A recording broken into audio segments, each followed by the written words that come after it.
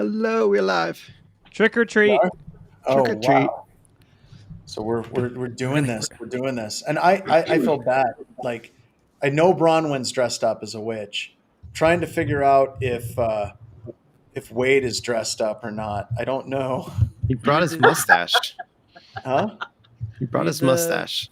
It looks like he's dressed up as a sock, like a soccer, strung out soccer coach. level 2 sock. Level 2 sock. What?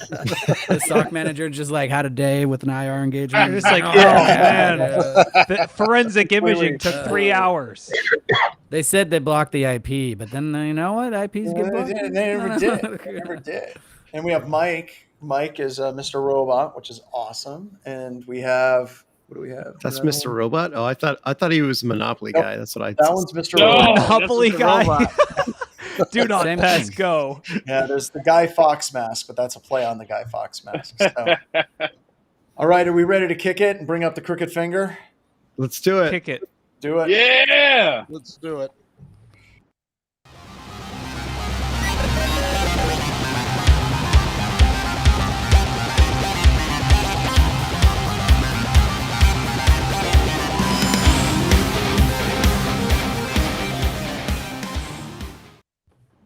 Hello and welcome to another edition of Black Hills Information Security, talking about news. So we literally all just read the news for the show today, like 5 minutes before the show started. So it's going to be a bumpy ride today. So like, buckle up. It's going to be awesome. I am joined, as always. I've got Corey is here. We also have Ryan, who makes us look and just feel good too. We got BSD Bandit. Yip. Mike, as always, thank you very much for joining. Bronwyn. Oh, my God. Ralph has hair. That's not Ralph. That's I don't think it's in Marvelous, darling. And we have Ian, who's a bear, I think. We That's got Trash. Ted Can. it's a Haskell. raccoon. It says it in the name. It's a raccoon. Okay, we got Ted Haskell. We got a hash panda. Haxo, Ted Haxo. It's like Lasso. No. It's Man, like no you don't one even watch- know who works here, John. No one watches Apple TV nowadays. I feel like it's the golden It's been a show. long week. Take it from here. I'm going to go get some It's coffee. been a long week. It's Monday. Well, We so stirred 'em up on it. okay, the first story is this is why I haven't used encryption. I've just been using HTTP for years, and this is why, because there's vulnerabilities in encryption. That's why you should never use it. Just go clear text over the internet. What could go wrong? I base 64 everything. No one knows how to get rid of that. Just quick base 64. You're good. Don't worry about it. That is good. You don't use DES? No. Why? What's Ba- wrong with base 64? What's wrong? Yeah, exactly. Right. Like if Chocolatey can use it, I can use it. It Everything. works. Perfect. Everything. Well, yeah. why don't we just go back to just only using web Yeah. and wireless? Well, I mean, Web's a good example of bad crypto. So no, web just had too many numbers. That's why. What It made was too many zeros. web bad? I always love asking people what made web bad, and it's funny because they always try to come down. It's like, well, it uses DES. That was why. It's like, no, it literally made every single bad crypto decision. It all converged in a perfect storm on wireless or wired equivalency protocol, and that's why it was so bad. So, but it is equivalent to wired in that it's it not is very equivalent secure. to wired. Maybe he's a little more secured. Than, I don't know. To be fair, wireless was never really designed to be secure in the first place. It was supposed But to be neither- an extension of the network. Neither was the internet. Neither Well, that's was, true, too. neither was HTTP. RPC. Technically, if we go to RPC, that wasn't supposed to be secure either. Like, Real private OpenSSL. try to conversations. exploit this. What kind of a-hole would try to exploit these things? So, Well, I don't know who found the OpenSSL vuln that we're actually, gonna let's talk about that. So, the OpenSSL vulnerability, Ryan, I'm going to share with you the article. Oh, he's already got it. There we go. It's kind of funny. The OpenSSL vulnerability is very mathy, and it basically has to do with memory corruption based on what type of execution path you're going to be going through and like validating certificates. But specifically, it is in OpenSSL version 3.0.4, and it specifically impacts systems that have the AVX512 instruction set, which is Advanced Vector Extensions. Which is basically extensions from 32-bit ported over to 64-bit. And it's funny because reading the article by Guido, and I'm going to share that link real quick here, where he's talking about the actual vulnerability and walks through it. If you read through the whole entire thing, right, like RSA Z 1012, RSE 512, dual 1024, RSA Z, default constant time Montgomery modular explanation, like if you're reading all of this and you're like, yes, this all makes sense to me, I need you to send an email to jobs@blackhillsinfosec.com. Again, that email address is jobs@blackhillsinfosec.com. And but basically, whenever you get down to the bottom, he basically says, yes, let R to the power or R1 be allocated space to which the attacker can read and write, for an example, internal TLS state, whose value is set to an extent determined in how the attacker conducts the handshake. Point is, they can read and write memory on a computer system. And apparently there is some debate inside of the OpenSSL team about whether or not this is a security vulnerability. And I think it's adorable how the people in the OpenSSL project are like, we shouldn't call it a security vulnerability unless we know that it can actually be exploited in the wild. It's like you're writing to memory that you're not supposed to write to. Just assume that there's a young budding version of HD Moore out there that's just getting excited about writing an exploit for this. So there is a mitigation for this attack. You know that, right? So AVX 512 is getting removed from all the new Intel CPUs. They are getting rid of it, just taking it out. So just get a new CPU. There you go. Done. You don't have to worry about any legacy architecture, any legacy hardware out there. No.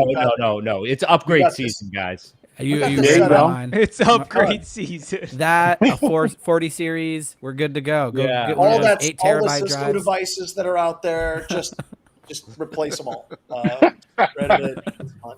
Is this a Cisco device running on a Celeron? Yes, it is, and you're paying $40,000 for it. Right. Next question. Well, that process worked about as well for what was it, Meltdown, and what was the other one, Spectre. It's like, yeah, well, we can't turn it off. We can turn off the microcode, but yeah, your CPU's basically going to lose 20% efficiency. Good luck, cloud people. Yeah. Every time I see that error, do you want to take a 20% hit? I'm like, no, actually, I think I'm going to go ahead and take the vulnerability. I paid for the whole CPU. I want to use it. I don't care about vulnerabilities. My CPU, and I want to use it now. Something I shouldn't say. I've already had one executive that I talked to who wasn't a customer, just somebody that I was talking to that had some general questions about security. And he said, with this new vulnerability, I think we just need to find everything that's using OpenSSL and just remove it from our environment. If we're running Microsoft, we're fine, right? And I'm like, oh, dear God, no. So the whole internet runs on OpenSSL, and it's literally developed by like 5 guys in their parents' basements. So good luck. At Red Hat. Their Well, I parents' think- basements at Red Hat. So I think the bigger question is how many people, since SSL 3 only came out last year, are actually up on that. If you take a look at a lot of the running systems out there, if you've got your inventory, many of them, and I forget which site went ahead and posted a listing of OSs, most of them are running still SSL 1.1 versions. So we're and secure. haven't even up there. Yeah. Okay. And we're this locked is only down. affecting 3 and above. So Yeah, the so we're question good. is where's So that? once again, I think, Mike, the lesson that people need to learn is don't patch, don't update. And don't use OpenSSL. Just use HTTP. Don't worry about Can I it. quote you on that, John? No, I mean, what my concern is that you're going to get execs that are going to be overly worried about it, and people are just going to haphazardly upgrade and create more problems on their internal networks. What? well, No. It's like what Blake said, right? It's just log4j all over again. What's PTSD. actually going to happen is It's actually, I think it's, well, Log4j, I think is definitely in there, but I actually think it might be closer to the Heartbleed. yes. All right. That's exactly what I was Yeah. going to say. Is the Internet Storm Center? The first line of it was, "Some of you may be old enough to remember Heartbleed," and I said, "Oh God, no." You were like, I remember Start there. before Heartbleed. Ew. Let's bring agree. back Blaster. Oh my God, 03026. That's right. Yeah. what's probably unfortunately going to happen is everyone's going to be like, okay, can we patch this? And all the admins are going to be like, we don't have a patch. There's no patch for Cisco. There's no patch for Linux, whatever Linux we're using. There's no patch unless we're on So we're pretty rolling much kernel. screwed? Yes, we're pretty much screwed. Next question. Where's the POC at? That's what I want to know. Where's the GitHub POC? See, Well, that's the same bullshit. So that's the same thing that happened with DNS and Dan Kaminsky, right? Speaking of ancient vulnerabilities, back in 2008, there was a bunch of people that were like, well, I'm not patching it unless there's proof that there's an exploit. And this was after Metasploit had released modules exploiting it. And before he gave his talk, there were still vendors that were like, we're not patching unless we know it's an exploit. Their quote was from AT&T, we don't patch because Dan Kaminsky tells us to do so, right? And when you look through the GitHub comments for this particular vulnerability, oh, it's a kitty, I feel better. But for this particular vulnerability, we're seeing the same thing where people are like, well, I don't think we should list it as a security vulnerability until we know it's exploited. By the time it's exploited, it's too damn late. Yeah. But Cloudflare will save us all, right? Cloudflare will be like, we got you, fam. Somehow we figured out how to patch this at the network level. Yeah. Check for Oh, there's a kitty. Definitely not. It's definitely not. I'm being a cat for Halloween. Don't worry about it. And that's the look on the sysadmin's faces when you say patch. Right there. That cat's look Right there. They're like, no, I'm not. We talked about, BSD was talking about Blaster, right? Yeah. And the same type of bullshit back then. It was like, well, we're not going to patch until there's an exploit. It's like, oh, dear God, there's a worm. Came back in 08-067 with Conficker. Sorry, my German friends. We saw that we're not going to patch unless there's an, oh my God, Heartbleed. Then what were some of the other ones that we had? Okay, the Log4j. You can look at all this, and it's just funny because I like that meme. It's like, ain't nothing going to happen. This is just going to be something Ralph and Corey will be using to exploit environments for the next 10 years. For people to be like, well, we were supposed to patch that? I don't know. Shell Shock was a great one. Yep. Mikhail Zielinski, Google security research. Or is it going to be like Poodle? Is it going to be like Poodle? Is it going to be like Oh. Poodle where it's like, I still don't really know how to do it. If I had nation state level resources, I could probably do it. But how many times have we seen Poodle exploited in the wild, though? Or zero. Well, the NSA is probably doing it, but they're probably the only ones. I don't even think the NSA is doing it. I actually, hold on. I spent a whole day, John, one time looking for a way to exploit it. And you know what I came up with? Nothing. The internet gave me nothing. It was zero things to exploit. No. The internet doesn't mean always it's gives not you possible. something. It may I'm not just be saying- what you think you want, but it always gives you what you need, Ralph. He found a reason to rebuild his system. He found a reason to, he found a virus that he ran and then had to rebuild his VM after that. Yeah, he had to rebuild. You know how many times I shelled my own box looking for the POC? It was ridiculous. You know what? Screw it. Stop right there. Stop right there. What I want to do is I want to jump straight into this next news story because I think it's relevant. Right here, GitHub hijack attack. So here's the way that you do this. If you're an evil person, based on what Ralph and Corey were saying, what you do is you find the unexploitable vulnerabilities like Poodle, Oracle padding attack, and then you literally create a GitHub repository of exploits that are already combined into an executable format. If you're like, you just need to run this executable, like just run the name of the executable and the name of the IP or the IP address that you're targeting. And we compiled it to make it easier. We compiled it to make it easier. It will exploit every pen testing firm on the planet within a week. Do not submit to Virus Total, please. Do not submit to Virus Total. Yes, this day is used for research only. Somebody did that a while ago. I forget which vulnerability it was, but they built a fake POC. Yeah. Was it right? No, man. Somebody built a fake POC, and it was exactly that. It was to see how many security firms would pick up on it, and a bunch did. They're like POC in the wild, and they're like, this does nothing. It loads a meme. Get rid It didn't stop us from retweeting it, did it? You on the plenty of people. Yeah, on the website too, on the Git repo, you just put a README and then actually like a compiled file. And everyone's like, oh, well, it must be, it must be open source. Look, I can see that. Well, I got to download it. I got to execute it first. I want to do it. I want to do it so bad, but I'm absolutely convinced that me of 20 years ago would have totally have done this, and it would have been just fine. But today, I'd have all these people like on my ass. They'd be like, "How dare you do this? This is actually a malicious attack." Blah blah blah blah blah blah. Like, no, we're making a point. And make But it I'd a be able to song. speak at DEF CON after getting out of prison. That would be good. You wouldn't lose your job, so there's that. That'd be a good talk. Yeah. See, that's the concept. of concept. Yep. Exactly. Exactly. What part of POC do you not understand? Right. It is have And a you can T-shirt literally that put says in the "Raining readme Beacons." like what it is. Have All a right, T-shirt so- that says "Raining Beacons." It's raining Raining beacons. Beacons. Hallelujah. So, all right. So back to this GitHub story. So basically, some researchers found a flaw in GitHub where basically you could stand up. It's basically namespace collision. They call it repo jacking, where you could redirect people into GitHub repositories that they wouldn't normally go to. Which, once again, totally like what we were just talking about.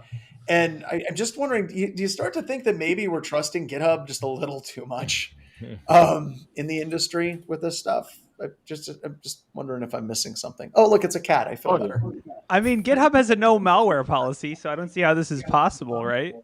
Yeah. What's the definition? You know what I of malware, love then? is when Dear Corey God. talks, it seems like it's the thoughts of the cat. Like Right. Everything is fine. I'm just gonna be a cat. That's my sysadmin strategy. patch Everything he later. says, it's just totally the cat. By the way, we're totally loopier than normal because of Halloween. Yes. It's Halloween. What? Oh, oh dear God. He might have ran that POC.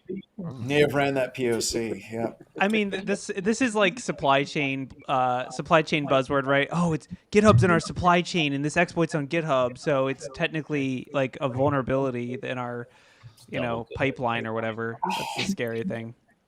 You're right, security cat. You're right. By the way, did anybody see I don't know, I think it was Gartner's upcoming like trends of 2023. It was interesting from a buzzword bingo. Ooh. Gotta find it. Were Cybercats on there? There should have been.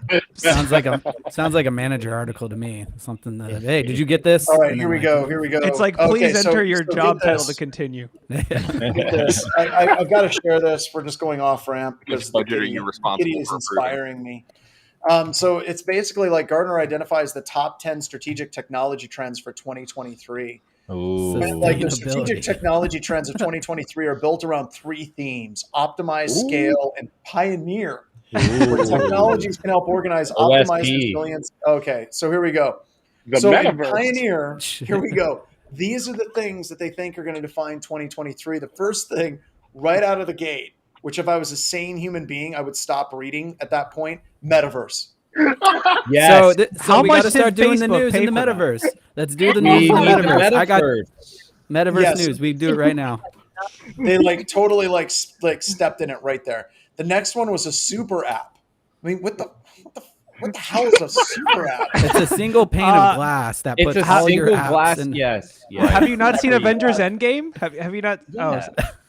Yeah, So it's an just app. like seriously, it's like almost all examples of super apps are mobile apps. The concept can be applied to desktop client applications like Microsoft Teams. But see, John, it's simple because it's just an app, a platform, and an ecosystem in one. Everyone in knows one. what that means. All in one. But I've never once, security cat, ever once have I had anybody refer to Microsoft Teams as a super app. Like, It's Or a platform or an ecosystem. or an ecosystem. It's none of those things. I have seen some of these super apps out there where they're like, we can solve every one of your problems. Just pay us, right? Like just one app. Yeah. That's it. One What app. is it? Oh. What's the WeChat? Oh my god! All right, we That's got a super app. There's That's a 10 things from Gartner. It spies on you Adaptive too. AI. Like Adaptive AI. Can seriously, they make it's like- AI work? How are you going to adapt it? If you just got Dude, Right. work. And isn't self-adapting AI bad? I mean, I don't want to get into Elon Musk today because Oh god, then we'll have to go on to Twitter. This is an if statement with an else. Yeah, so that one's bad. Then optimize. They actually like seriously. Someone had to be joking at Gartner. Like, reach Yeah. out to me. I'm not hard to find because if you're trolling, this is next level shit. Like digital No, no, immune no. system. John, they got the bad Halloween candy. That's what they got the bad Or Halloween no, that our no. parents They, have been warning us Do not- about. They got the Do good. not Halloween eat the red candy. rope licorice. They got the good not Halloween eat the that, red that, rope. that candy they tell you not to that all your children are gonna get, and that's the one. Yep, that's it. I It think it all was is written by AI. That's Do you my know theory. what? It's They're written all- by Like, can So we get get a your meme? super. That is Can we get a meme of can we get a meme on the screen of what is it? The Masters of the Universe tripping balls meme. Like Hey, what? that's the Gartner headquarters right now. They're all just like. So Yeah. where do we go? Where do we go after digital immune system? Applied observability? Oh my goodness. What the They call hell? Logs. What is They happening call that here? logs. Oh my god! Right? Like doing usually a there's bunch What is buzzword going bingo, on? but these guys are like next level game level. If, Did a if- bunch of does Gartner anyone? We all learned an opium we- pen for a bit. I'm telling you, listen. All right. What if All right, who Gartner gonna fed mess them a around- whole bottle of Malort? Right. I Oh, love Lord. how this is just setting Malort off everybody. Like our comments are exploding. We're all I- talking over each other. Like this didn't is we- next level shit. Like this is great. It really is. It it is. really Didn't we is. all learn AI risk from and this? security management. That actually, out of everything, sounds the sanest. AI trust sounds sane to you? What does that even mean? That's what I mean. Right? Isn't that weird? Is they're already getting into the future of the problem? They're like AI trust and risk management. You see, this wasn't an issue before, but if you applied the adaptive AI, you now have a new issue. No, I think they're going to say so. You need the trust AI to keep in the adaptive AI because that AI has trust. It's learned. You So have two it's like, hey, fighting AIs in your organization. It's two Only thing I AIs. can The think of is adaptive Austin AI. Powers. There are two AIs. What hi, I'm thinking this of is Austin Powers cross Mojo like exploitation. Oh yeah. All right, Hi, so this let's go is to Gartner. scale. Get your super Let's app go to today. scale. We The got to one keep with going. the Scale. training They material. say industry cloud platforms. Like they offer a combination of SaaS, platform as a service, and infrastructure as I don't know. And Gartner by 2027 predicts that more than 50% of enterprise will use industry cloud platforms to accelerate their business initiative. Like, what the hell? We meet that now. Like over 50% of the companies on the planet are using cloud. Where's Gartner coming up with this stuff? Like, I'm calling it. Next time I'm doing phishing calls, I'm going to pretend to be Gartner. I'm just going to ask all kinds of questions. Hey, I'm with Gartner. Do you guys have adaptive AI risk modeling? No? Okay, you're going to need to run this payload for me. Hello, my name is John Strand. I'm calling from Gartner. Would you be interested in some? All right. Hello. Hello. All right. Then the other one is wireless value realization. Like, What? no single technology will dominate enterprises. We'll use spectrum of wireless solutions for all environments. From Wi-Fi and what the hell? They predict by 2025, 60% of enterprises will be using 5 or more wireless technologies at the same time. Which I'm pretty sure you can go to Vegas Oh, my and get hooked goodness. up with that. You're like, hold on, let me NFC, Bluetooth scan the Bluetooth, Wi-Fi address, RFID, and then use my flipper to unlock the door with my coffee. I don't. All I One want to say zipper is to rule them all. get your super app today. Security sold separately. Holy crap! We're only Well, like that's it. 20 No, minutes into the show, and I'm already Ben burnt just out. nailed it. You need one of the super apps run by platform engineering to handle your wireless value realization that gets outsourced to your trusted AI. And Well, yeah, but Can it's on the someone metaverse. make like a It's on the super metaverse. virus? Can we The- make a super virus or something? It's we like a tried that super. a few years ago. Does Yeah, infrared maybe count ecosystem. as wireless? Maybe I thought that's they what we made a do. super virus called Da Vinci. Oh. Yes, that was in I the guess, 80s. yeah, it's got to be a platform, an app, and a service at the same And it time. has to have a digital immune system with adaptive AI. And trust yeah. AI. And the trust AI. I do think the digital immune system in particular is bad because we learned in 2020 no one understands how the immune system works. So we're Oh, like, that's Let's right. recommend you get a let's vaccine. make, God. let's make that's- security more confusing by applying an analogy that no one understands what an immune system is in the first place, but now it's on security. It's like, what? I just Infosec cat, take a nap. You're I ready. can't wait for the Twitter arguments that start arguing against subnet masking. That's going to be. We don't need it anymore. So one of the things I want to say, like we have to get off this article. We're never. This is like a black hole. How many shirts do fodder. you have, Wade? Too many. It gets so hot, He's and like I'm in the San Angus- Diego. he's like Oh the my. Angus Young of Infosec News right now. I'm like an onion. I just He's have just- layers. So one of the things I want to say to Gartner is thank you, because one of the big things that I always tell people is Gartner is full of shit. And I always get people all the time that are arguing with me about that. And they're like, what do you mean? Gartner's very respected in the industry. You've just given me an article that I can open up and I can share with anybody who disagrees with me on that. And I'm like, I'm going to read this, and I want you to stop me when any of it makes any sense at all. I imagine you have a bookmark folder Right here, where it's dude, just Gartner, and it's just... It's not, Wade, it's not a bookmark. It's my goddamn home screen. It's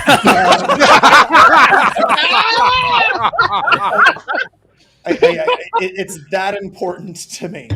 We have this. It's glorious. It's glorious, and I know it has to be a troll. Like, it has to be a troll. Somebody's like, I hope so. No one's going to read this, and now it starts blowing up, and they'll be like, "Oh God, what did Steve do? What did you do, Steve? What did you do?" They're gonna be like, this is written by our super app AI article creation AI, so we actually can't help you with that. Good luck. Security not included. Somewhere the Gartner people just gotta chill. They gotta chill, and they're like, John Strand's angry again. Oh no. Yeah. Oh, John's ranting? No one cares. Look at the cat. He doesn't care. Look at the cat. You shouldn't care either. No. If I see that pop up on... Bronwyn said instant winner of Buzzword Bingo. It's not even Buzzword Bingo. It's like that three-dimensional chess they play on the Enterprise Bingo. Yeah, like this is way beyond that. Oh yeah. I think that's going into four-dimensional chess. Yeah. Four. Screw it. Fold it. Fifth dimension. That's what we do. All right. Hypercube. Buzzword hypercube. So we need to roll on. I want to talk a little bit about Liz Truss's phone being hacked. And I don't know why I find this really, really funny, but I do. Because basically what happened is like Kremlin spies hacked into her phone because she's literally the prime minister, right? And I can just imagine like how the conversation was in like, you know, Moscow, where like we've totally hacked into the prime minister's phone. We've got access to absolutely everything on her phone and Liz Truss. And then like literally within a few days, they're like, scratch that. She's no longer prime minister. Yeah. We're going to do this all over again. New phone, Android this time. New phone, Android. So what is it with nation state leaders and like putting sensitive things on their phones? I mean, I guess that Gartner did say that wireless technologies would be converging, and your phone has like 5 of them right now. At once. And then the big thing is they're saying that the current prime minister is Boris Johnson, and they believe that he's suppressing this story. And I don't know. I just thought that was kind of a weird story with detailed discussions about arms shipments on her phone, which seems to me like that's something that shouldn't be on one's phone. She accidentally linked her work device to her personal device. I'm surprised they don't just issue the prime minister's like one of those like call boxes that they have to go into to like place. Give them a TARDIS. I think the Usted has like one of my favorite takes. I really hope someone gets yelled at for burning a 0-day to exploit on 40 days of access for the prime minister. They're like, dang it, she doesn't have anything useful on here because she already quit. Oh my God. That's fantastic. So Eric G said, I know a former politician that can loan them hammers to clean their phones. That's good. Those hammers are like $80 a hammer, though. Those hammers aren't cheap. I know that as well. This does kind of tie into something that we talked about quite a bit on the show, which is like the Pegasus scary malware, like one-click adware exploit type of deal where it's just like super scary. But yeah, I guess this is to be expected, right? If you're a head of state, you're just like, well, I don't click any links anymore, or at least you should. But it wouldn't matter, right? Because whenever we're looking at like NSO Group and what they have the ability to transmit 0-click exploits to people's devices. I don't think NSO Group was behind this, but you would think that Russia would have that same type of capability. By the way, Blake pointed out somebody suggests update your password every time the UK Prime Minister resigns. Telling you these jokes, they aren't going to get old. They're awesome. Like level. Yeah, of don't do it every time there's a new queen, or because that's gonna last That like might 100 be a years. while. My password is exactly A. Because back in my day, that was a secure password. Thank you, dead Queen of England, with that oddly specific password. On that phone note, though, it's kind of I can't help but think back to the first Obama administration when he was one of the first like tech presidents, and they made such a big deal out of we've got to issue him a BlackBerry. It's got to go through the NSA. It's got to get all this different stuff, and then what in the UK and one president later, it's like use your crappy Android from like 9 years ago. It's cool. Go ahead. Like, how is this happening? I don't understand. I kind of akin it to years ago, whenever I went into the classified world. This would have been like 2005, I think, is whenever I started working in classified. Before I went into the classified world, we were spending all of our time hunting down personal email use and killing it with fire. And the reason why is because you couldn't protect it, right? Like you couldn't protect Yahoo Mail or Gmail or any of the emails that were out there. And it was like this pathway right into our environment at the Department of Interior, and we were killing it with fire. Then I go into the SCIF, right? And the SCIF is like no internet connectivity, everything's locked out, and spend like 3-4 years in there doing SCIFy type things.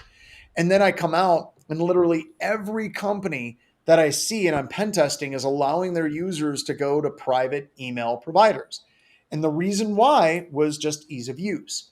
You try to shut down private email across an entire company. It sounds like a good idea until the executives can't get their kids' soccer schedule on their computer at work. So then they open it up for absolutely everybody. So I have a theory that when you're looking at Obama and at that time, they're like locking everything down, and then Trump shows up, right? And we know that Trump was a nightmare whenever it came to trying to lock down his phones. I mean, Republican media and liberal media were both like, Trump likes his phone. The dude is tweeting in the middle of the night. That's just kind of what Trump does. And it broke them over time. So I have a theory that it's kind of like that. You had a good idea and implementation of computer security, but over time, like whether you're a prime minister or you're the president or anybody, like they just get sick and tired of putting up with all these restrictions, and they wake up one morning and they're like, wait, I'm the president of the United States. I'm the prime minister. I don't have to listen to that IT geek, and then they don't. That's my theory. Yeah, It sounds like you didn't have me until that last line, and then I'm like, yeah, okay. That's what I do. Save the hook for the end. Yeah. Tim J said, I love the SCIF. No random emails, no phone calls, no Windows. I actually worked in a SCIF that did have Windows, and it was kind of cool because they vibrated. That's a long story. Windows, you can listen to them. I will say anecdotally, most of the orgs that we test, at least from my experience, do actually not allow personal email. They actually have typically they'll have like an exclusion group where they're like, these executives are allowed to their personal emails. Like seriously, they'll have a group with like 8 people in it. And that just shows that they don't care, right? It's like policy schmolicies. I think that's a lot. That varies across international boundaries as well, right? So from what I've found, European users are actively use computers a little bit more freer than Americans, whereas in like this is your this is your company's asset. In Europe, it's much different. Like they're allowed, I think it's in GDPR. Don't quote me on it, but they're allowed a personal folder on their computer where they can put personal stuff, and you're only allowed to go in there with very like specific rules. Like if an antivirus file triggers in that folder, that's the only time you're allowed, and usually it's through some type of automation. A human can't view it. That's crazy. Yeah, I didn't know that from the European side of it. Executives, everyone is equal, but some people are more equal than others. And then at the end, the pigs look like the people and the people look like the pigs. So love the Animal Farm reference. China uses 126 COM for everything, business, personal, and extracurricular. That's good to know. Now companies use mobile device management for company stuff, but the open on the part. See, I don't see a lot of companies using mobile device management, like when we're pen testing, or at the very least, we're not allowed to go after it. You just don't see I might have been breaking that rule a lot because I always go after it. It's like one of my favorite targets. Yeah, because a certain vendor who will remain nameless, first of all, has a certificate template that gets instant DA at most companies, and second of all, allows single-factor registration. So I just type in my credentials that I guessed, and I have their entire email and calendar invites and their password manager and all that stuff on my totally not a burner iPhone. I didn't even think Not about the a burner password iPhone. manager part. Great. Oh, man, I hate I don't know who this definitely not a cat is, but they know some things. They do. They do. That cat gets around. That cat is ruthless. And I want to like right outside your door. Now testify. All right, somebody pick the next story. I picked the last few of them. Like, we've got some fun ones, but nothing crazy. I gotta open. I have 3 cats. 2 are up for adoption. If you're in the Oregon area, please let me know. I'll give you one of these cats. You have camera views on all of them currently. He's got cat cams. I've got cat cams. You don't have cat cams, Ian? I guess not. No. As Ian's like, crap. He got me with the one thing I don't have. Right. That's right. Hey, there we go. Somebody wants a cat there. There we go. We got it. All right, I'll ship it to you. Just send me your address. What's this? Ship it. Wait, I gotta open the news. Which one are we going to here? Oh, this is the security. This is like someone wrote some malware and then put in that it's like they're masquerading as security researchers, and then put actual names of real people and said, if you want to be unencrypted, reach out to these people. And I think, keep scrolling down, the news source who's reporting on this is in it. Oh no, go scroll back up. The note. These are the ransom note tells you to the ransom note. The white with the literally text. they put in Lawrence Abrams' name in it. They said contact Lawrence Abrams for to decrypt. Once again, I think the theme of the show today is trolling and next level trolling, and that's some next level trolling. Yeah, how would you not make an article about this? Like, I don't even. Like, I mean, can you imagine this? Like, you just get a random message, or just like someone's like, "Hey, my computer's locked. I'm sending you Bitcoin." You're like, "Whoa, hold on there, buddy." yeah, just straight to this wallet. I wonder how many DMs they got on Twitter that had a lot of explicitives, like rolled into it. So this is what? This is a false flag, or this is just a way to like, is this the new denial of service? You just tell everyone to contact these people and like millions of people get locked and then they just keep getting contacted. They can't like read their email or anything. I don't know. It's like and you know that people won't react well. You'd be like, look, the hackers just added in my name. They're messing with you. And people will be like, well, your name's in here and I demand answers. Some CSO is like, you locked half our company. He's like, no, I didn't. I swear. How many lawyers contacted him? That's because that's going to be a real thing. Well, that reminds me of like a longer. Go ahead.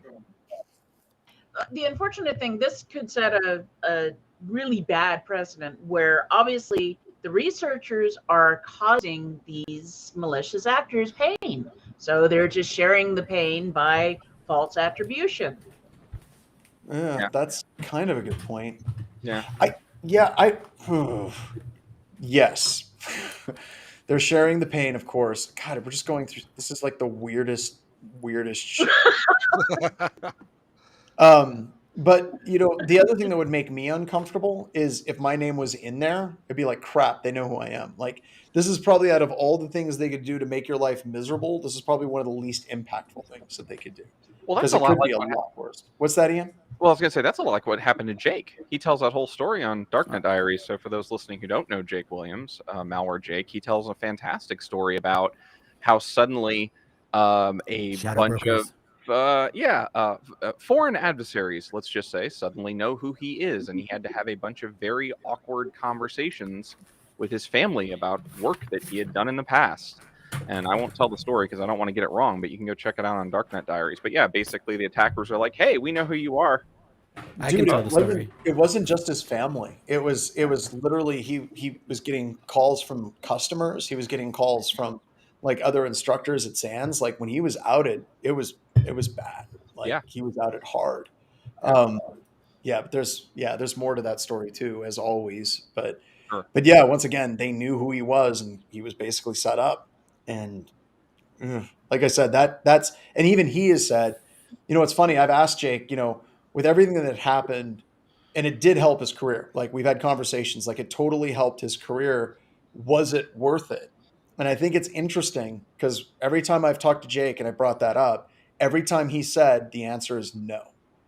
And the reason why he said the answer is no is because all the things that happen, if it was just it, that would be fine, right? That he wouldn't worry about it. But it's the stuff he doesn't know, the stuff that's still in the future, the stuff that may still happen. That's the stuff that bothers him the most. And I think that that's kind of interesting. I think the other thing that's really crazy is the whole disinformation thing. Like, it is definitely possible that someone just releases a bunch of information about you that isn't even true, but how many people are going to corroborate it depending on how inflammatory it is? How many people are going, like, it becomes a race between you and the trolls, and if the troll farm is larger than you can handle, I don't know. Years ago in the industry, like right after 2000 or so, it was a very, very common theme to basically quote unquote out people as pedophiles. There were some people in the industry that were very, very, very well known that were arrested for pedophilia and things like that. But it became kind of like pre-4chan quote unquote joke to play on people where they would literally do that. And then there was also some things where some very, very, very sensitive chat messages were released with some people that are actually fairly high profile in the industry, and they were legit chat messages. But that was kind of what was done back then, like pre-doxing, before it actually became a thing. And yeah, it actually caused massive reputational harm to people in the industry. Wait, messages can be faked? That's impossible. How can messages be faked? You can't just edit HTML source code. I'm just kidding. No, you we can't. saw this with Sony too, right? All the Sony execs had all their messages and emails released by theoretically North Korea, and that caused a lot of harm to them. There's a good example of this, of a defense against this, was Macron's campaign got word that they were going to be hacked, and they didn't want emails to get released because there may be sensitive information, so they filled their boxes with fake emails. Loads of them. And documents. Don't forget documents. So people wouldn't know what was real and what was fake, and then therefore they couldn't publish it. It was an interesting deception move that you don't hear about. The other thing that was really interesting about that is, what was the name of the website? God, I completely forgot the name of the website where they released everything. WikiLeaks? Was it WikiLeaks? WikiLeaks. It was WikiLeaks. So it was interesting because when WikiLeaks posted on Twitter, almost immediately the campaign responded back with saying, hey, a whole bunch of that data is fake. And then WikiLeaks responded with, we haven't even posted all of it. How do you know some of it's fake this quickly? And then WikiLeaks had to come back and say, oh, no, yeah, some of this stuff is fake. And like you said, it completely killed any news story and any data that came out of that entire trove of emails. It just nuked it. No reporter would touch any of it after that point. So John, I'm going to send you an email about our new space program we're starting up at BHIS. Just hit approve when you see that email. This is a disinformation campaign. Once again, that's my role here, Corey. Thank you. That's what I do. I honestly wonder, like, should you just fill up your GitHub with like fake stuff? I mean, it's like canaries almost. It's like fill up disinformation. You know you're going to get compromised. Should you just fill up like a bunch of fake credit cards in like a database called like Totally Real Database? I don't know. So I put canaries in my GitHub just to see how many like people would hit. So like AWS keys and stuff like that. And it still hits every now and then. Like it just randomly, like someone stumbles across it and tries to log in on it. It was more of just as an experiment to see if it would just like automatically get destroyed and I'd have to turn it off. But it's fun stuff. There's a lot of. I'm trying to find the article. It was on the old paul.com website before we got away from that and went to Security Weekly. But I literally had a blog post that I did that was like, Dear Future Hackers. And it was like, congratulations, you've hacked Security Weekly. Well done. We're all very, very proud of you. And you showed immense skill in identifying the shortcomings of what we did. And it basically went on and said something to the effect of, you should use your powers for good and not evil. Contact us and we'll give you like all this stuff. And I posted it as a Dear Future Hacker thing. Security Weekly totally got hacked at one point, and we literally posted it and sent it to them. And it was kind of weird that we had done that in the past, and it kind of threw the attackers off, like off base. I've also been known back whenever I was doing server maintenance for BHIS, well in the before 4 times of BHIS, I would put little text files at the root of the C drive of our systems that were literally a little note that I would write to the hacker that would hack the website, because I was like, it's just inevitable. It's going to happen. And totally had somebody hack Super Happy Funtime APT generation toolkit, and they literally contacted me, and they were like, "What happened? I got this file. Like, what do I get?" I'm like, "I'm going to send you an iPad Mini. That's your bug bounty. Thank you very much." And they're like, "Well, did you put something on my computer?" I'm like, "You'll never know. Enjoy." Enjoy the mini. No, what's funny is there's a lot of precedent for that type of deception, though, and the one that comes to mind immediately is Hollywood, when there are really high level like Avengers Endgame or Star Trek movies where there's a plot points. Often the different groups and teams will get scripts that have just the slightest variation in either like the one I think of Star Trek is the name of the ship. It was like this ship comes in, and if that data got leaked online, they would know exactly which crew to go look at because it was such a superfluous detail, but one that they could immediately key in on. And it's a lot like the Macron campaign. You put all that data in there, and they're like, if you're sharing that, then we know what mailbox you got that out of. And That's the way to do it. Canary token every one of your users, and then when they, when Kaspersky or whoever exfils the data, you'll know how it happened. Also, meow. Meow, meow, meow. Meow, meow, meow. That cat's just dreaming of Meow Mix. All right. Well, folks, let's wrap it up a little bit early. It's Halloween, and there's candy and kids and joy and merriment and, like cauldrons that Bronwyn's got to get to, which, by the way, that's like the only time of the year I can say that to her, and it's like, okay, it's like, why don't you get to your cauldron? Double, toil and trouble. All right. Thank you very much, everybody, and we will see you next week.